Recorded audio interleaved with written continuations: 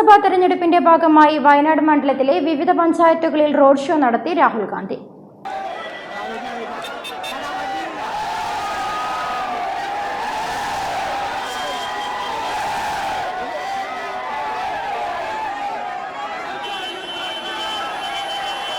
ലോക്സഭാ തെരഞ്ഞെടുപ്പിന്റെ ഭാഗമായി വിവിധയിടങ്ങളിൽ പര്യടനം നടത്തി വയനാട് മണ്ഡലം UDF സ്ഥാനാർത്ഥി രാഹുൽ ഗാന്ധി. കൊടിയത്തൂർ, കീഴുപറമ്പ, ഊർങ്ങാട്ടിരി തുടങ്ങി വിവിധ പഞ്ചായത്തുകളിലാണ് പര്യടനം നടത്തിയത്. കുട്ടികളും മുതിർന്നവരുമടക്കം നിരവധി ആളുകളാണ് റോഡിന്റെ ഇരുവശങ്ങളുമായി തടിച്ചുകൂടിയത്. News desk, The journal.